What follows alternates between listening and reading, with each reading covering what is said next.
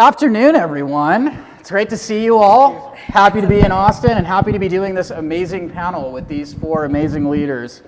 We're going to get started with kind of taking the theme really from Dr. Jefferson this morning, and I kind of want to ask, all of these great individuals have been involved in animal welfare for a decade plus, but their experience probably from when they started and when they were trained to kind of how they take on what animal control and what the philosophy and the carry forth of animal control is today is probably quite different. And Audra, I kind of want to start with you if that's okay. One thing you don't know about, so Audra actually has ascended pretty high, but 2011 is when she officially took her first job in animal welfare, though she was volunteering and worked in retail before. And can you kind of start us off with kind of talking a little bit about what it was like, how you were trained, what your role was in that kind of training and your understanding? When I came on to Pinal County Animal Care and Control in 2011, I was hired as an animal control officer. At the time, we were under a new director who was trying to euthanize less animals, and less animals meant 50 to 60 3 times a week, and animal control officers, such as myself, were the ones that had to do it. And I moved up the ranks like pretty quickly, and in 2015, she left to take a job in Ohio and saw that I had potential to carry on her vision and her mission, and in 2015, I became animal control director. So I've been the director since 2015 now, and we have been 90% since 2018. And Audra, when you were getting trained initially in your first role as an animal control officer, how was your teachers kind of telling you about your responsibility as an animal control officer then? Like, what was your role in the community? So my role in the community was you cite every single person that you lay eyes on that has a dog for no license. There's no exceptions. You bring in every single animal for a bite quarantine, whether it has a rabies or not. You do not show weakness. You do not cry. You do not show empathy. And tough. Very tough. You gotta be tough. There was also an inside joke between all the animal control officers that if you cannot show emotion to the supervisors about an animal because they will make sure that you end up killing it. So you couldn't tell them that you liked an animal because they would literally stand over you and watch you euthanize the animal if they knew you liked it. So that sort of sadistic animal control was happening back when I did it, and I was telling Mark, I don't know how I survived it, but all I can say is I had hope, and yeah. I'm glad I did, because now we're where we are now. And I don't impose any of that on anybody that works at my shelter. Thank you. And April, I believe you're the veteran in animal welfare on this stage, even though you're probably amongst the youngest of us. Can you talk about, sorry, I don't know if that was me or you. It started here in Austin, with your role in animal welfare, and you want to kind of talk about, a similar thing. What was, with your training and your role in the community at the time that you started at Austin Animal Care Center? I just kind of love to hear that story and kind of what you were taught as far as your role. Sure. Everybody hear me okay? So I started back in 2003, February 2003. I found myself sort of stumbling into animal control because I needed a job. And the city was only hiring meter readers or animal control officers at the time, and they didn't want me as a meter reader. So I became an animal control officer, which I originally thought was going to be kind of cool because I liked dogs and cats, and I liked driving around, and I liked trucks. So it seemed like a pretty good gig. But I didn't have any real understanding, true understanding of what animal control's role in our community at that time looked like. And I came to realize very early on during my training process that it was about enforcement, it was about punitive measures. So we're picking up as many animals as we can we can get. We're issuing citations. We're not stopping necessarily to have conversations or to try to build community, and we're just running call to call to call to call to call. And I was pretty good at my job, very technically skilled. I think Mark Sloat can attest to that in the audience. Pretty good netter of animals. But I came to this realization that about half of what I was picking up never left our shelter alive. And growing up, my family has always been very rooted in public service. I come from generations of individuals that just gave back to the community, either through foster care or direct service to the community. And so it wasn't, what I was doing, I knew wasn't well aligned with what I knew of public service.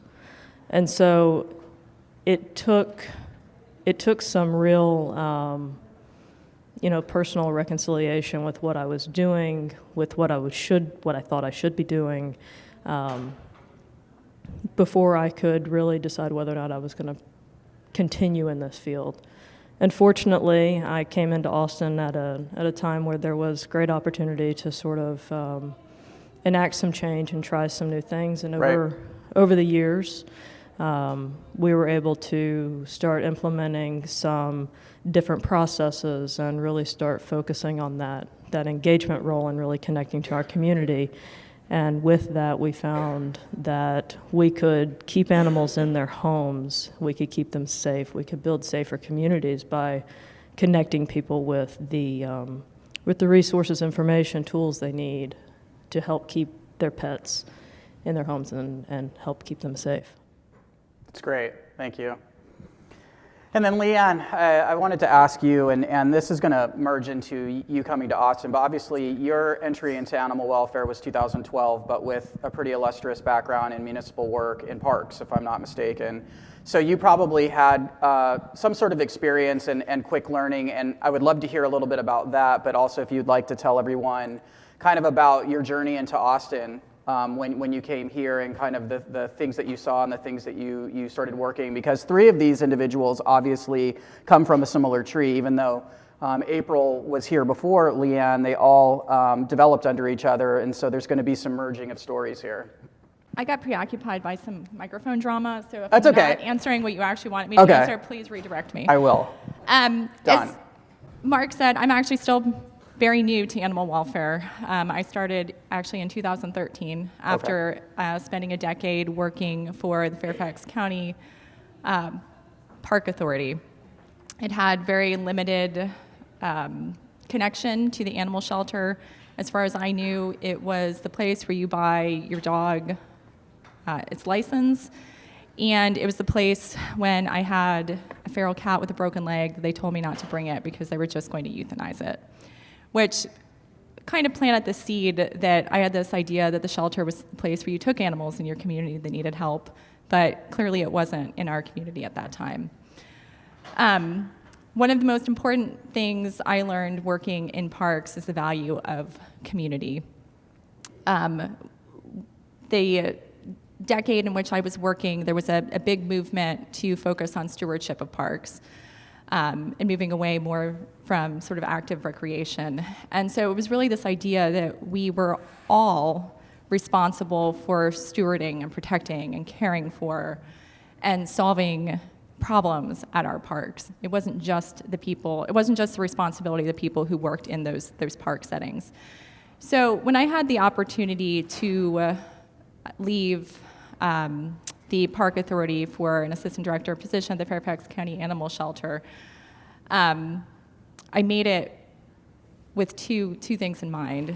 When I accepted the job, I said I'd accept it only if I didn't have to kill animals, and that we'd find a solution for our community's animal challenges. And I only left the Park Authority because the animal shelter, for me, it was just an extension of that mission. So if parks are about stewardship and creating community and quality of life and building a community based on the values that we all share, animal sheltering should be the same thing. It should be about creating that ideal community in which everybody's life matters and is valued, no matter if there are 2 legs or 4 legs or 3 legs. So it was very, very seamless to me. One of the very important lessons working at that animal shelter was that if there is a mismatch between animal control and the shelter in terms of vision and purpose, it is very difficult to work towards any vision. At that time, the animal shelter fell within the police department. The animal control had historically been the bottom of the rung in the police department. I think if we've worked in really dysfunctional cultures, we understand what that does to a team who just wants to hold on to any shred of power or sort of dignity and things that they think that they have. So there were some cultural conflicts between the animal control and animal shelter that made everybody's lives very difficult and certainly wasn't serving the people and animals in our county as well as it could. When it came to Austin, they said, and I'm sorry, Dave and Monty, if you've never heard this story, but Mark and April have, and no, I guess you maybe are just learning this for the first time either. I said, I don't want animal control. There's no way I am not doing that. I cannot work with animal control. And if any of you go to a session with Tawny Hammond today, you'll learn that she is like, okay, yes, I hear you, go do it.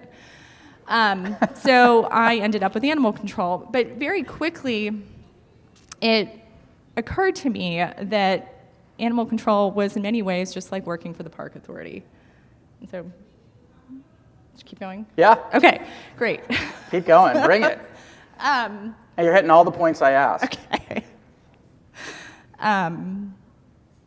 Anyway, so working for animal control was just like working for the park authority in that, you know, our animal control officers, as wonderful and talented and cohesive in vision as that team was, couldn't solve the problems in the community. Oh, and there's Tawny back there. There she is. You know, they needed to enlist the help of the community, and therefore it was just like working in parks where we all share this mission. We need to position ourselves as a public agency, as a partner with our community, and also help our community understand their responsibility for upholding the values and working to create that sense of community and the shared value of paths also. Thank you. So before we get to you, Christina, I want a story from April. And one of the things that April, that you were talking about that kind of fits into what Leanne was talking about was you needed to hire right. And can you tell a little story or maybe give an example of, you know, getting the hiring right? I can. Has she been forewarned? She has not. This is a surprise. Oh. Happy early birthday or something. We're talking about you. We're going to talk about you. It'll be good. Yeah. So I moved into a leadership role relatively quickly within a few years with Austin Animal Center, and our hiring practices consisted of us selecting candidates that could catch pole a dog or had a year plus experience in animal control, and they'd come in and we'd ask them all these questions about their technical skills. Sometimes we'd set a dog loose in the conference room and make them go catch it and muzzle it and set it on a table and show us that they could do all these things exceptionally. But as we transitioned our program and started to connect to this idea of really connecting to community and the value and building trust and rapport with those that we're serving, we realized we really needed to look for a new type of candidate. We needed to hire for those softer skills. We needed people that could be empathetic, people that could build trust quickly, people that could, develop that rapport very quickly in a conversation. And during one of our hiring rounds, I think we were hiring 3 or 4 folks. Mark probably remembers this as well. Christina Snow was one of our applicants, and she come walking in, and she barely met the minimum requirements for the position.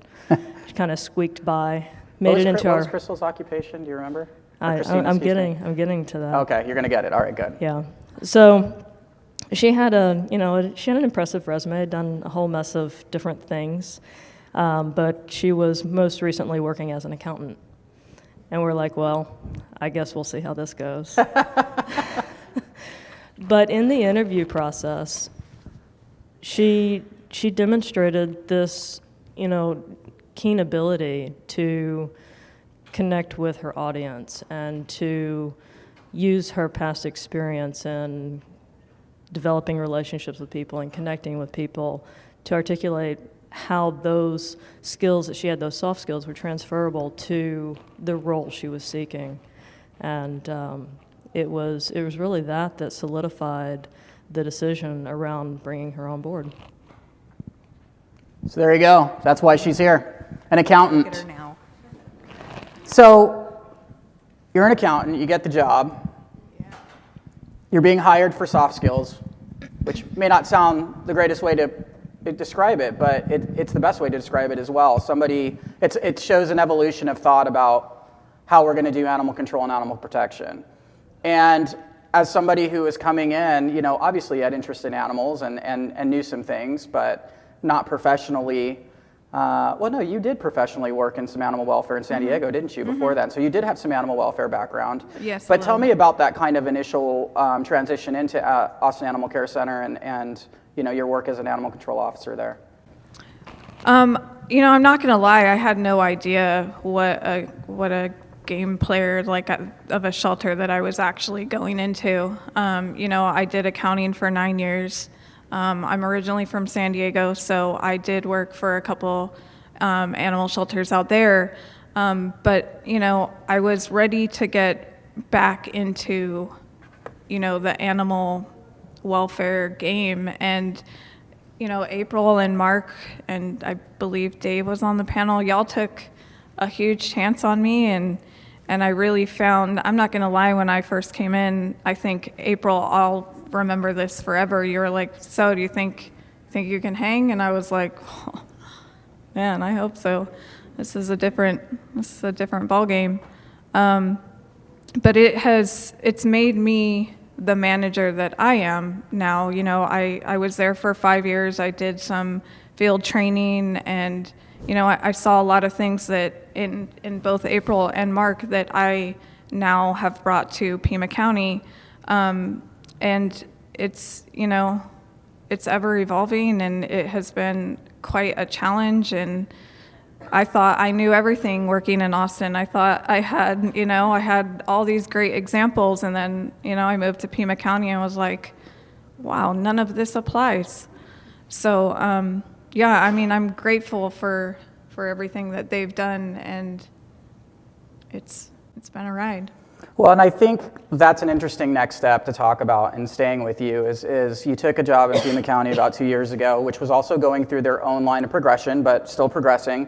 Mm-hmm. And, you talked about there was things that didn't apply. And, can you walk us through a little bit of your journey of what you saw there and kind of some of the things that you started doing that maybe you learned in Austin, or maybe things that you got advice for to get you where you are today? So when I moved there, Kristen brought me in as a supervisor, and about 6 months later, I had the opportunity to move into management. And I, as a supervisor, it was very punitive. It was everything that I didn't want for a department. We had the old catch poles it was literally just a pole and a noose, and I had, we had brought in the new actual catch-alls, and I had officers hiding their old poles in their trucks because they refused to really, get on with where we were at and where best practices are. It was a challenge, and I've had to accept the fact that not everybody understood my vision and not everybody wanted to, and that was okay. I've had about 98% turnover. I operated with 7 officers for 9,000 square miles for about 6 months. I'm now up to 21, and those officers were pretty much hand-selected, and they're, I like to believe, junior me's. There are some, there's some, a few of them have got some law enforcement background, but for the most part, I wanted customer service. I wanted social work. I want people out there that are going to get to the root of the problem and not just solely throw punitive measures at people. And it's a constant battle. I mean, just last week, I had a conversation with an officer who decided to park patrol. I have 200 open calls. You don't need to park patrol. So I had to bring him down, sit down, and I voided his citations. And it reminded him again what the mission that I have for this department is. And if he can't get on board, it's okay that he leaves. How can I help you? How can I help you figure this out? You just have to be okay with that. Great, thank you so much. So I wanted to ask, Audra, I'm going to ask you a question, and I want to invite the panel to echo your own thoughts afterwards. But, what do you see now, today, in your role, Audra, of the role of animal protection or animal control? In what way? Just the big overall role of how we do our job, basically kind of the backbone of this talk and this panel is, the role of animal control in life-saving. I think that for the officers that work for me now, since I'm one of only 4 people, I think, that are left from those bad days, it's a lot different in where the animal control officers now have freedom to be nice and be engaging and make their own choices and make their own decisions. And I provide them with resources. If they don't want to write a ticket for no license, don't write a ticket. I don't care. Whatever you want to do. If they want to help somebody, with their fencing, or they want to, help them get their animals altered, or they want to microchip an entire neighborhood, or have like some kind of a education evening for people, or talk at HOA meetings, whatever they want to do, I'm good with it. I try to support them and support their ideas, and they come up with some really great ideas, and I try to be supportive, and I try to make sure that they understand that we want the community to feel good when we pull up, not what in the hell is animal control doing here? They're going to take my dog, you know? So I want us to be more of, a good experience, not a bad experience. And so far, I think it's been working. I mean, they don't have anything to compare it to, really. Right. So, but I do know that nobody really wants to, take some little old lady's 20 cats away from her, and I mean, you don't really feel good about that. You don't want to do it, and you don't want to write a bunch of citations and penalize people that are not going to be able to pay that citation. And if you take their animal, they're just going to go and get another one. So you're really just this full circle, just on a hamster wheel doing nothing. So how can we help? How can we help? How can we help? Yeah, makes total sense. Yeah. So that's, I think, more so where we are now than we were before. How about anybody else from the panel? Yeah, if you guys have any thoughts? You all have any thoughts? I do, thank you.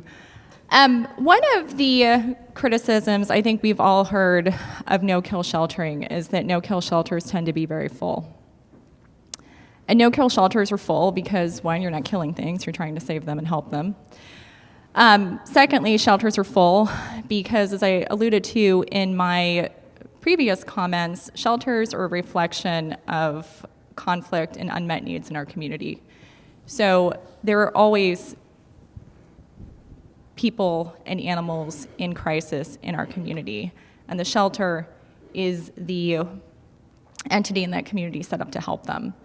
But any shelter, whether you're Austin with its multi-million-dollar budget, or you're a smaller shelter with $100,000 in your budget, if you're lucky, you still only have the resources, you still have a limited amount of resources, and therefore it is incumbent upon you to make sure that you are only sheltering the animals most in need in your community. And the only way you can do that is, or one of the best ways you can do that is through an engagement-based animal protection program, which is what we're all talking about.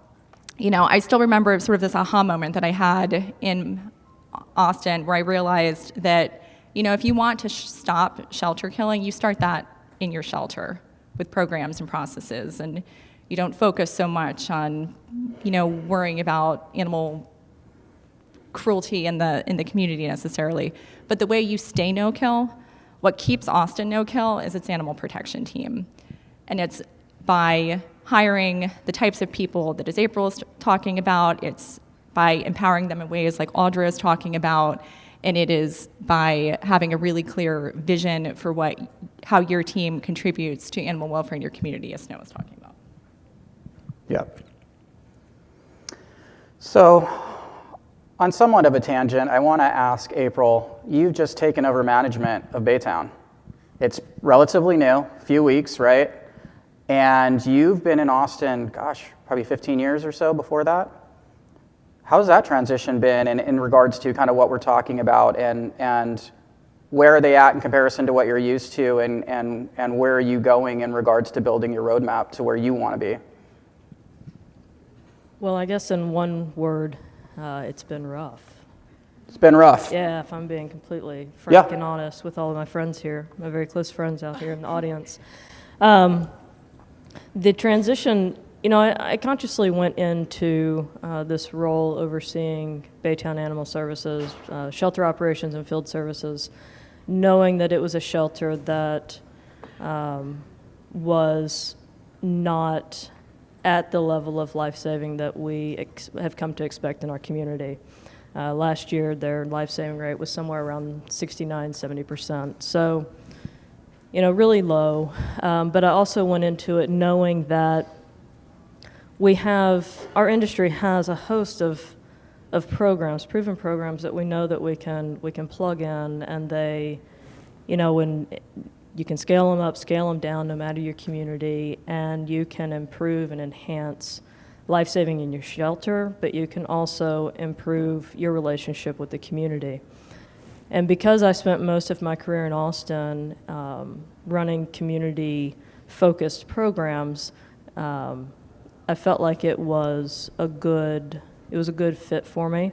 I knew that it was going to be a challenge professionally. Mm-hmm. We talked on the phone about how I didn't necessarily recognize consciously that it was going to be such a struggle for me personally, because I went from a shelter that spent hours of time and energy every week talking about life-saving options for 4 or 5 animals. We're saving 98% of the 17,000 animals coming through our shelter. And here I am finding myself in a position that I was in 2005, where I'm looking at a list of animals that we don't have solutions or outcomes for that I know can be saved, but might lose their lives. Mm-hmm. And so what it looked like in the first week or two was really trying to figure out what partnerships we have established in the community, what opportunities we have to expand, where can we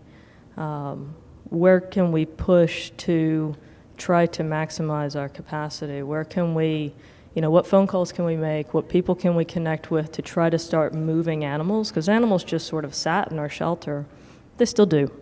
Not like I've been there years. Mm-hmm. They still sit, and they still don't have outcomes, but starting from those very basics, identifying, one, do they even need to come in? To Leanne's point, you don't have to save what you don't shelter, and the vast majority of what's coming into my shelter now are owned pets. We're not getting feral dogs. We're not getting a host of feral cats.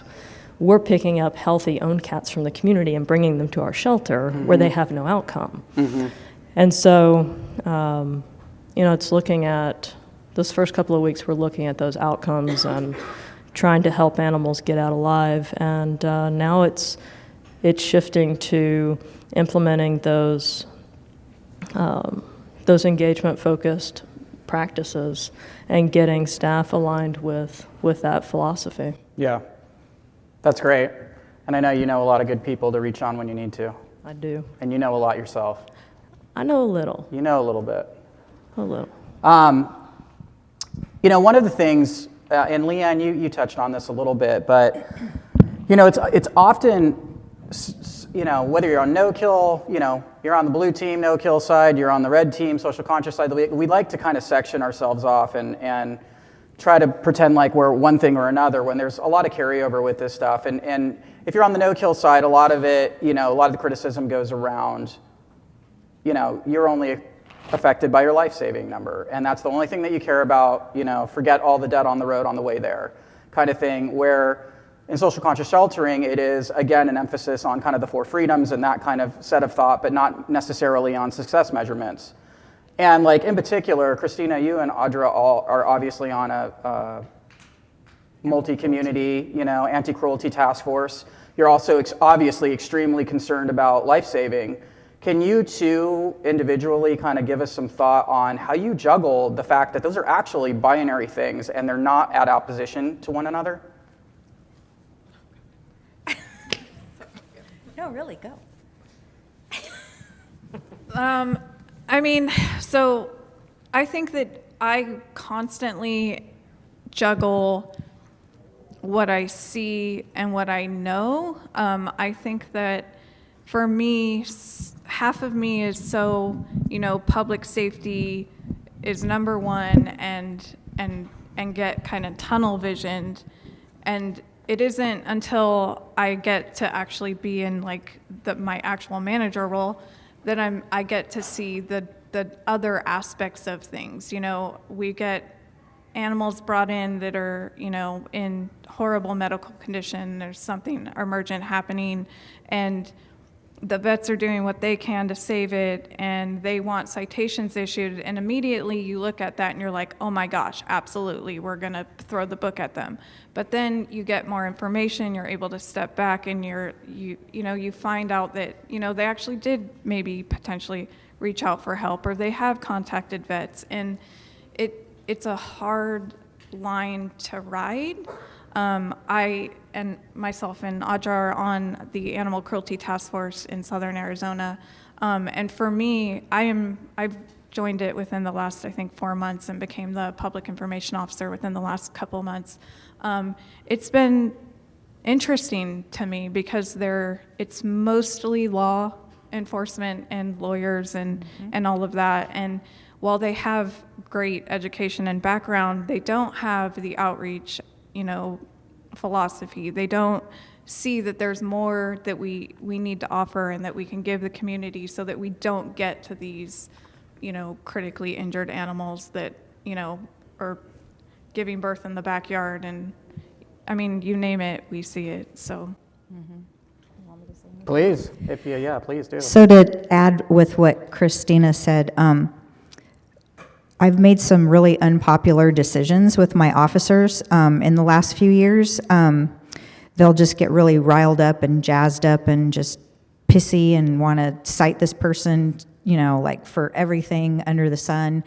And I'll be like, well, I always try to support what they want to do, but I always want to talk to them and say, well, what is your end game? Like, what are you trying to get out of this person? You know what I mean? Like, what do you want? Do you think they're going to be able to pay a $500 fine because their dog was at large? Or, what is the problem? Why is the dog? Is it not a non-neutered male and he's out trying to prowl the neighborhood? What is the problem? And a lot of times, they'll sit back and they'll go, well, yeah, okay. I'll never forget one of my officers. I love him to death, but I'm all about telling the truth, and like anybody that knows me that works for me, I always tell them, tell me the truth no matter what. Even if you think you're in big trouble, please tell me the truth, because I feel that is the ground level of building relationships. And one of my officers, I had this guy screaming and yelling at me on the phone and just going off about my officer and how much he hated him and how much he was just rude and this and that. And I called my officer into my office and I asked him his side of the story. And after all was said and done, I said, so did you cite this guy for all this stuff just because he was being a dick to you? And he's like, yeah, I did. And I'm like, well, so did you think that was going to solve the problem? All it did is escalate and made me get yelled at for an hour. And what did you get out of it? And he's like, you're right, I did. And so, and then after he takes a step back and looks at it, now he takes a step back before he does, the citation and everything, because that person's being an ass. He'll just like step back and go, okay, I'll try to take a break. And I just think that's good. That's really, really good forward moving thinking, Right. I think it's constant too. Like I've brought in, like I said, 19 new officers, and I always think that they're on board, and then they do something crazy, and I'm like, what? Like, so I have weekly meetings. We constantly check in. We constantly remind them and update them. We get new things from volunteers for outreach constantly, and I think it's super important to hold them accountable and remind them, to stay on track and what the mission is. And burnout is real, and I think it's really important to pay attention to your people. Definitely. So I have a question that I want to start with you, Leanne, and then ask the panel to comment on as well. And it's not just, and why I want to start with you is because your role makes you oversee multiple communities, not just your own. Do you have thoughts around kind of the future of animal control and animal protection nationally and where that's going?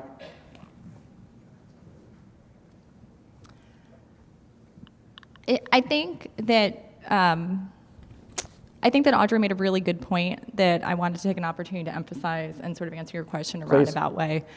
We're really good in sheltering and in animal control at being really busy. Like, we do a lot of things all the time, but we're not as good at matching those activities to what it is we're trying to accomplish. So if our goal in our shelter is to save as many lives as possible, then that's what we need to focus our efforts on. If our job as animal control officers,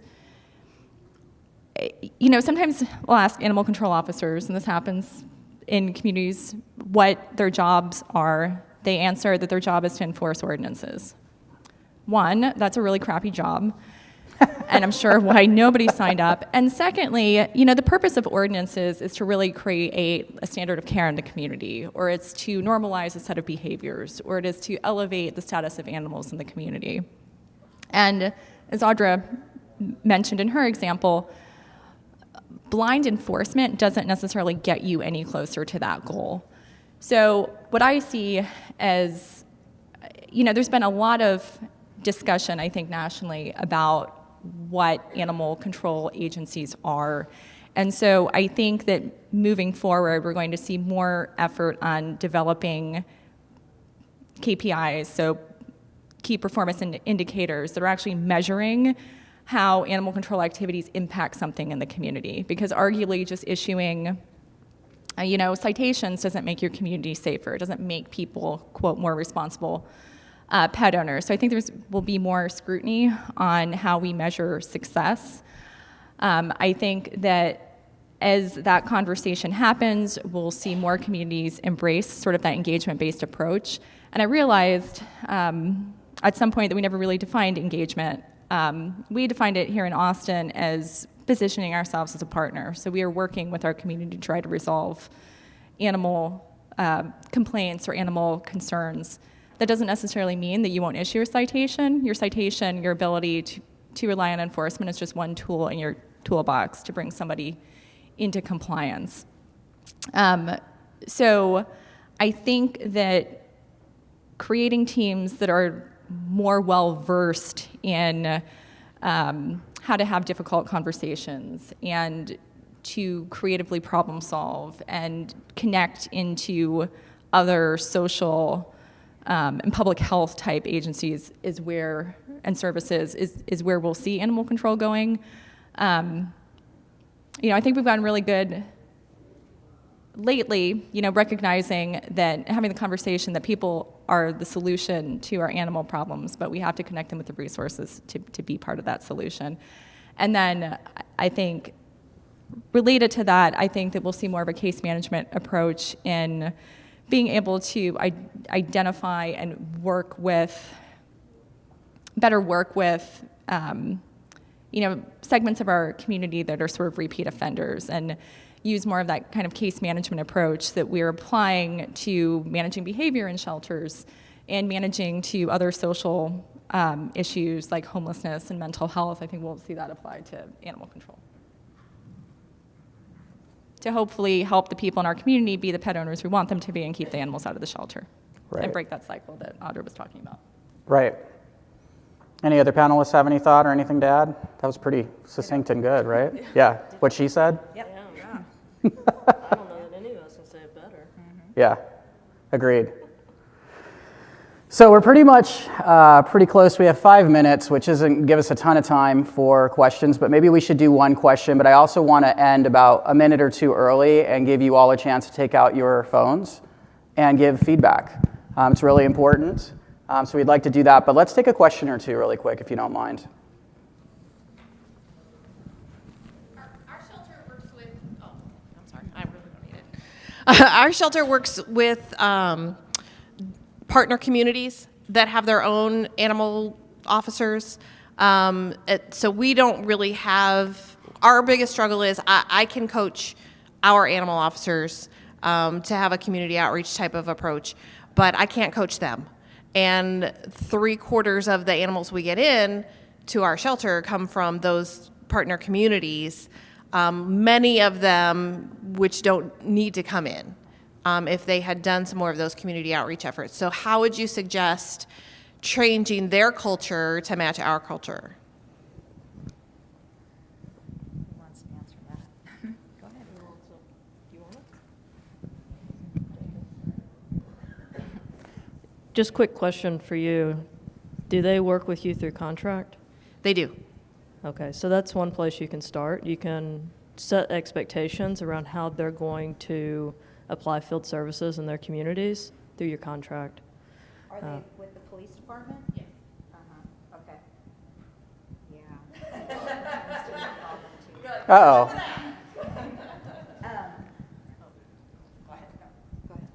I was just going to say, a lot of times when the animal control agencies are under the police department, that's like the police department has their own way of thinking and their own way of how they want to handle things. And that's really a big part of the problem. And we have to somehow get those police departments to understand that it's about community engagement and less about bringing in every animal that you could pick up. It's not a contest, you know, and it just, that's where it has to start too, with contracts and talking to the police department. Yeah, I think there's a lot you can potentially, hopefully, do with the contract. I think also to sort of build on what Audra was saying, you know, there's conversations. You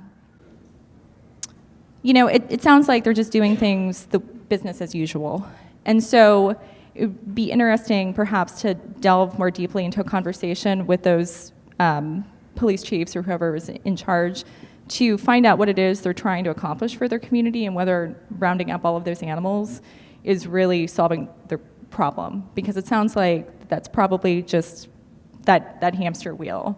You know, they're not seeing intake go down. They're probably not seeing nuisance behaviors go down because they're not actually fixing the problem. So I would perhaps start a conversation around that and work towards helping them understand what kind of actions actually influence the behaviors and changes that they want to see in the community. And to go back to the contract, I would make it really expensive for them to bring animals in. You know, nobody likes to get hit in the pocketbook. And then also any opportunity you have to just involve the police officers or any other decision makers in the department, invite them into your shelter, help them, you know, look for ways to build rapport and bridges and help them understand how what they're doing impacts what you're doing. All right, everybody, so we are about out of time, but I just wanted you all, all of these individuals are likely speaking, all of them, again at the conference. Do yourself a favor and make sure you talk to them, get more knowledge. They have amazing knowledge, but please give it up for Christina Snow, Leanne Shenefeld, April Moore, and Audra Michael.